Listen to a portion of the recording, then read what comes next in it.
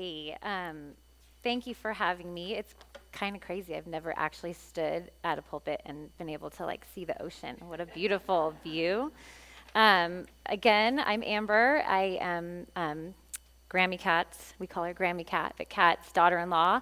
And it's crazy. I've heard so much about this community. I've been here a few times to the women's event, but just knowing how much Kat and Wayne cherish this community and just knowing there's family here, John and Susie, Karen and Frank and Laura, just seeing familiar faces, meeting some of you women, it's been such an honor to have come to your women's group and just come here to speak today.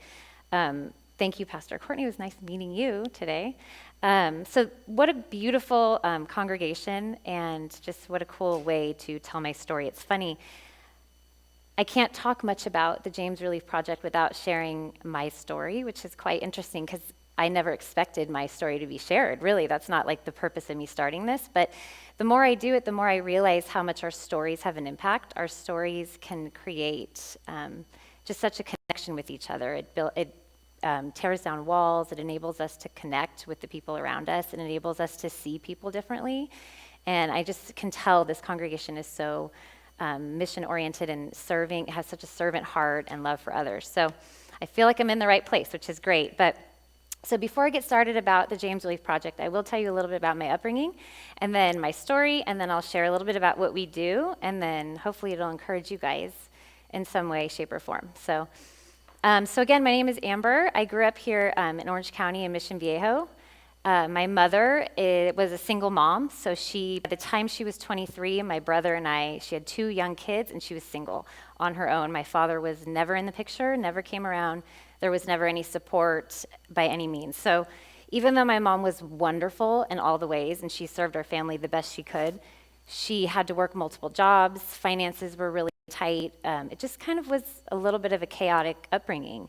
And so James and I were young, and she was a single mom working all the time. And then as we grew up, there were some signs that my brother struggled. And I think back in the early 80s and 90s, mental health was not discussed on the regular basis, or we didn't have all the information that we have today. So there were some red flags with my brother, and unfortunately, they kind of just slipped in the cracks. And so by the time he started high school, his addiction and undiagnosed mental illness was rampant. Like, he had been drinking a ton, and so from early, probably around 14 years old, up until 2020, he lived a very rough kind of life where he didn't have the support, he didn't have access or wherewithal to know about medication, and so he self-medicated and became addicted to lots of drugs and alcohol.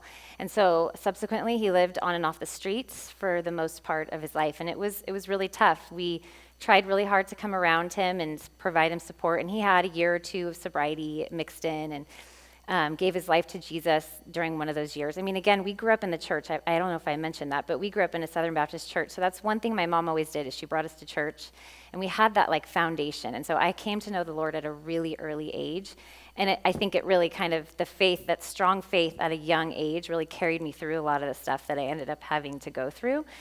And so James, ultimately, sadly to say, in 2020, as if it wasn't a hard enough year for all of us, my brother did pass away from a fentanyl overdose. And now I think they're calling it a fentanyl poisoning because there really isn't any safe dosage of fentanyl. So to overdose would mean that you would. So anyway, it was devastating, to say the least, but I can't tell you it was surprising, because we feared getting that call on a regular basis just based on the lifestyle he was living. And so after he passed, as you can imagine, combined with my childhood and stuff, it was this unexpected year or 2 of grief and a little bit of PTSD, just remembering how life was with him, thinking about what could we have done differently, what are some ways that we could have come around him. I mean, your brain just goes through all that. Some of it is true, and some of it is lies, and some of it's just, you have to process. And so there was about a good year and a half where I just kind of had to process what exactly happened and how did this happen right under our nose. Where was everybody? What could we have done different? And so I remember because I'd become a Christian at a young age, I'd had some really great spiritual formation practices. I woke up every morning at 6 a.m. to read my Bible. I spent a lot of time kind of orienting my life around Jesus. So without having to go through therapy, I sort of processed all that with God. And he kind of brought me through it, which is great. I did a little silent retreat. I was really clinging on to the Lord that I knew from a young age, which he brought me through it. And so around a year and a half later, out of this fog of grief, I started to come out of it, and I started to see with new eyes around what was what's happening in my own neck of the woods. Who are these, just looking around as I'm driving, I was seeing my community in a different way. And I think before, when James was alive, I wouldn't want to look at people suffering from homelessness or people that you can see are highly addicted to drugs without support or care. It was hard for me. So I would kind of just have this tunnel vision where it was hard for me to look and accept. But as I was coming out of this grief, I started to see things differently. It was very interesting. I started to kind of just take in all the information around me. And at the time, fentanyl and addiction and homelessness was a huge part of our news. It was in the podcast I was listening to. It was on the newspaper. It was on the news. So I just started absorbing all of it. And it was interesting. My heart broke for these people. It was almost like God broke my heart for these people because I started to notice them. And I was seeing them through his eyes. And so I remember one day I said to my husband, oh my gosh, we have to do something. Do you see what's happening around us? Do you see the need? We've got to and I envisioned an easy up tent. Let's take a tent out there with a table. Let's bring food. Let's bring shoes. And a lot of people that live on the streets struggle with not having clothing or shoes because the second you fall asleep, they're stolen from you. And so I thought, we got to go out there. We got to bring hope. I felt like God was saying, these people need hope. My people need hope. And so I remember coming to my husband and I said, we have to do something. And he was like, that's amazing. But you're just going to do this on your own?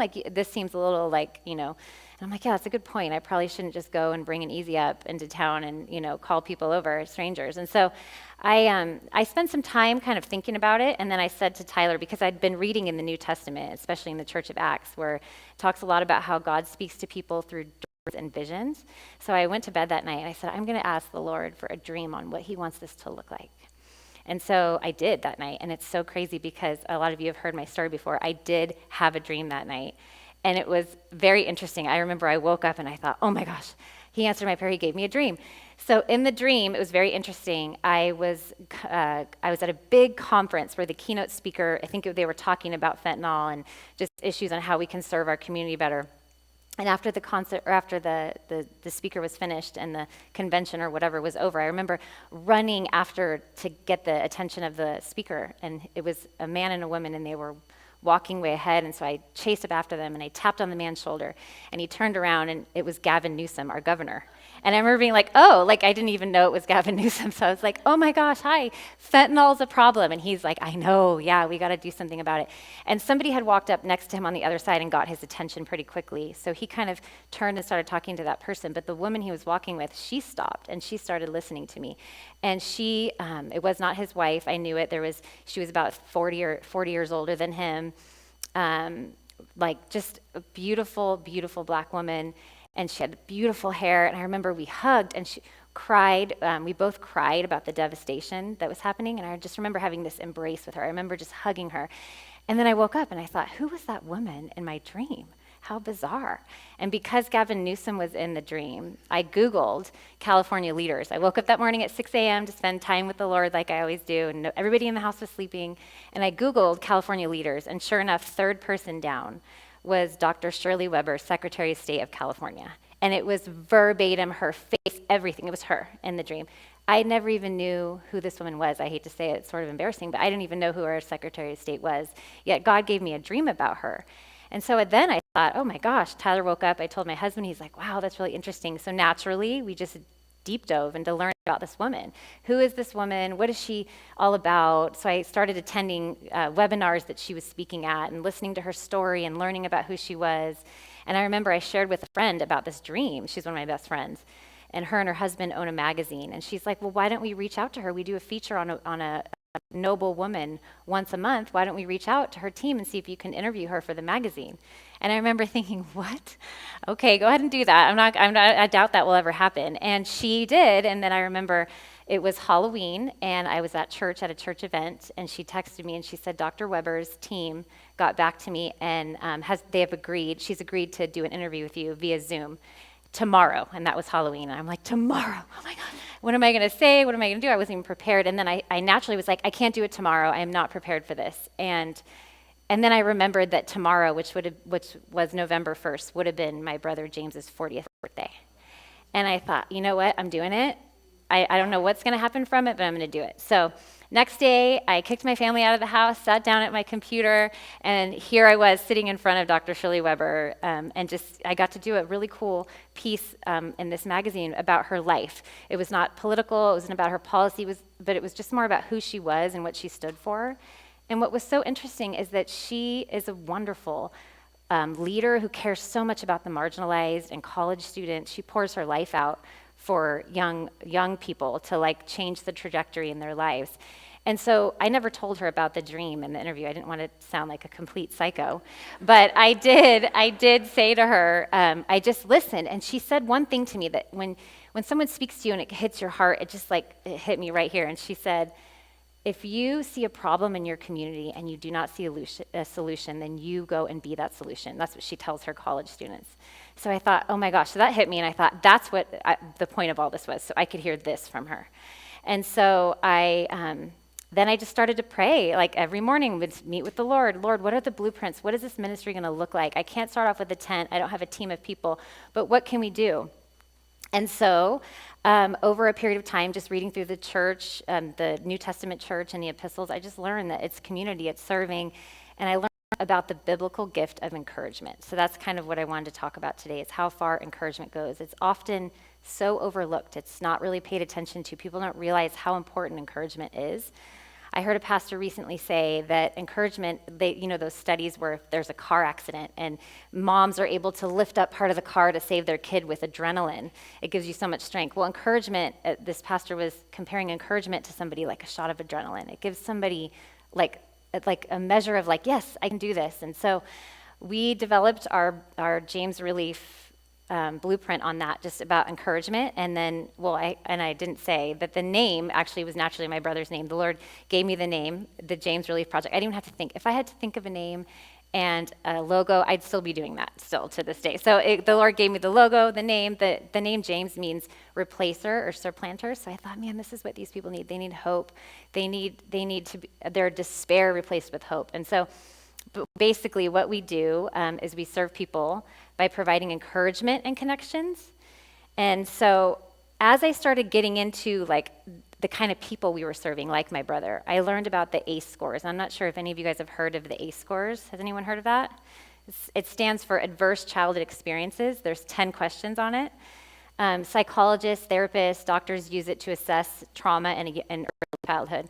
There's 10 questions, and if you have a 7 out of 10 or higher in the Adverse Childhood Experience test, you are likely to have chronic diseases, heart conditions, heart disease, mental illness, depression, PTSD, addiction, substance abuse, and you have a potential 20-year reduction on your life expectancy if you have a 7 out of 10 or higher on this ACE score.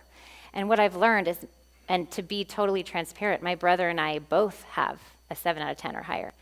And it made me think about people in a different way when you noticed that people are suffering and struggling and you think, man, the family they've come from is likely as bad off as them or worse, or not alive anymore, or addicted. They don't have encouragement. They've likely never sat across from someone that's looked them in the eyes and said, you've got this. God created you. You're a son of God. God created you with this gift, and you're a leader, whatever it is they might have. So I thought, as I dug into the ACE scores, I started reading some other studies that came out. And these studies are interesting. You can look them up.